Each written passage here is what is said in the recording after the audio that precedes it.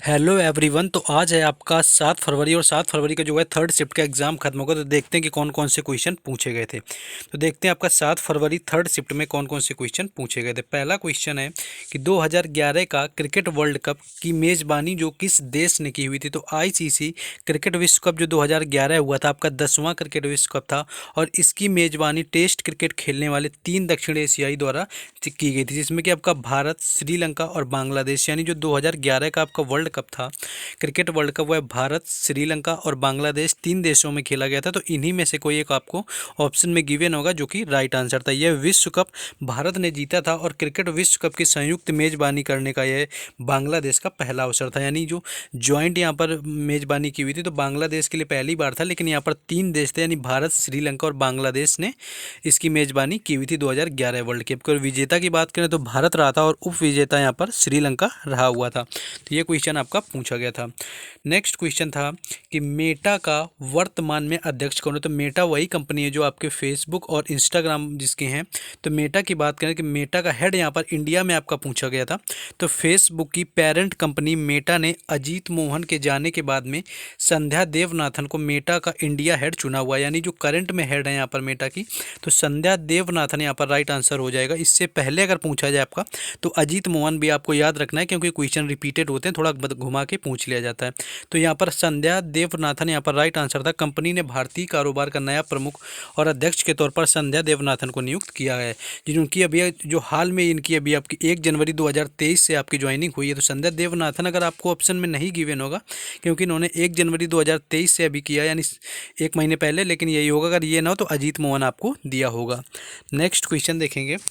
Next आपका ये पूछा गया था कि मीराबाई चानू का संबंध किस खेल से। अगर मीराबाई चानू की बात करें कि संबंध इनका किस खेल से, राज्य से पूछा गया था, तो सही उत्तर यहाँ पर आपका मणिपुर हो जाएगा। यानी मीराबाई चानू मणिपुर राज्य से संबंधित हैं, जो कि भारत के एक उत्तर पूर्वी राज्य है। और भारत की बात करें तो उन्होंने 2020 के टोक्यो ओलंपिक में 39 किलोग्राम वर्ग में, यानी 49 केजी कैटेगरी में इन्होंने रजत पदक जीता हुआ था। और ये भारत तोलन यानी कि वेट लिफ्टिंग से मीराबाई चानू संबंधित है। तो इनका स्टेट पूछा गया था, तो मणिपुर राइट आंसर हो जाएगा। टोक्यो ओलंपिक में इन्होंने रजत पदक जीता हुआ है, ये भी पूछा जा चुका है। और किस कैटेगरी में जीता है ये भी पूछा जा चुका है इन्हीं आपके एसएससी जीडी के एग्जाम में, क्योंकि क्वेश्चन आपके वही सारे घुमा फिरा के अब पिछले शिफ्टों के 5 से 6 जो क्वेश्चन है इस शिफ्ट में पूछ लिया जा रहा है।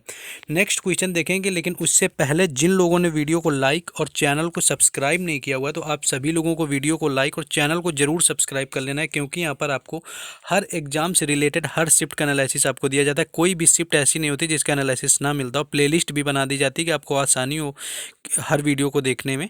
तो चैनल को जरूर सब्सक्राइब कर लें सपोर्ट के लिए। और व्हाट्सएप ग्रुप और टेलीग्राम चैनल दोनों का जो लिंक है आपको ये डिस्क्रिप्शन में दिया हुआ है, जिसमें से आपको दोनों से जुड़ जाना है। वहाँ पर आपको जो एग्जाम से रिलेटेड अपडेट होती हैं वो सारी वहाँ पर शेयर की जाती हैं, और साथ ही साथ आपको वहाँ पर डेली बेसिस की जो PDF होती है आपके एग्जाम की, वो वहाँ पर दे दी जाती है। चलिए अब क्वेश्चन देखते हैं।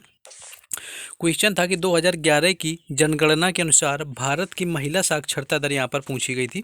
तो 2011 की जनगणना की बात करें कि देश की जो साक्षरता में इसमें वृद्धि हुई, यानी पुरुषों के लिए साक्षरता दर की बात करें आपकी, तो 74.0% है। वही महिला साक्षरता दर आपकी पूछी गई थी, जो कि 65.46% यहाँ पर राइट आंसर था। तो 65.46% महिला साक्षरता दर थी।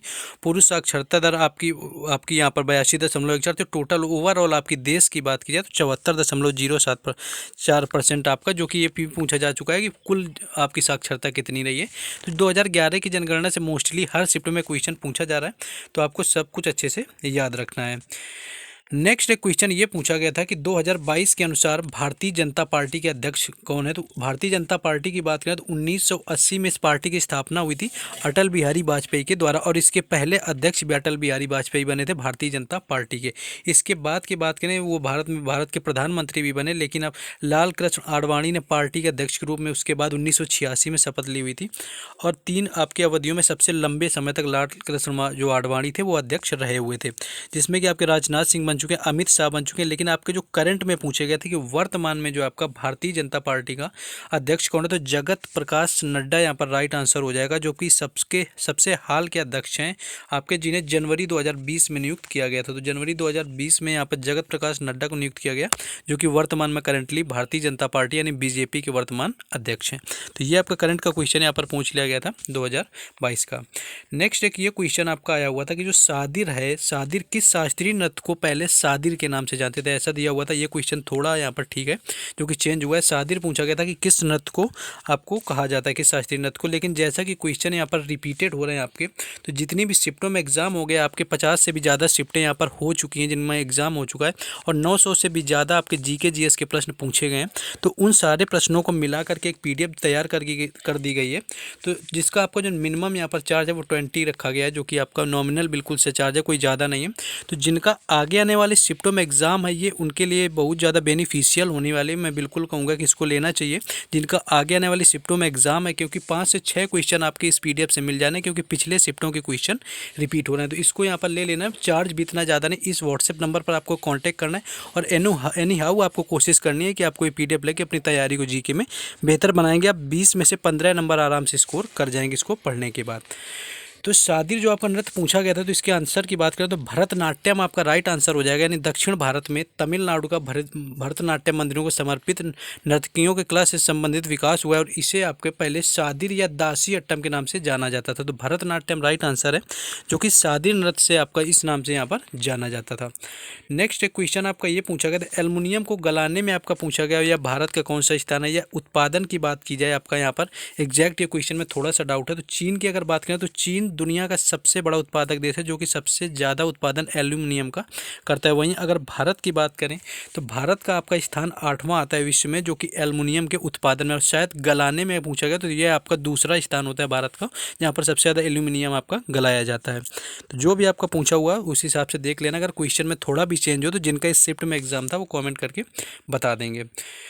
नेक्स्ट जो है क्वेश्चन यहाँ पर पूछ लिया गया था कि जो मैकमोहन रेखा है वो किस देश के बीच में, मतलब मैकमोहन रेखा की बात करें तो मैकमोहन आपकी भारत और तिब्बत के बीच सीमा रेखा, यानी भारत और तिब्बत के बीच में यहाँ पर आपकी बनी हुई है, लेकिन ये वर्तमान में भारत और चीन के बीच में जोड़ी जाती है, क्योंकि तिब्बत पर चीन का इस समय कब्जा है। तो आपको आपको भारत और चीन दिया होगा, यानी ऐसा कि इन देशों के बीच में आपकी मैकमोहन रेखा बनी हुई। तो भारत और चीन आपका राइट आंसर हो जाएगा, क्योंकि यह सन 1914 में भारत के तत्कालीन ब्रिटिश सरकार और तिब्बत के बीच शिमला समझौते के तहत अस्तित्व में, यानी शिमला जब समझौता हुआ था तभी इसका 1914 में उस समय आपका मैकमोहन रेखा बनाई गई थी, जो कि वर्तमान में भारत और चीन के बीच में।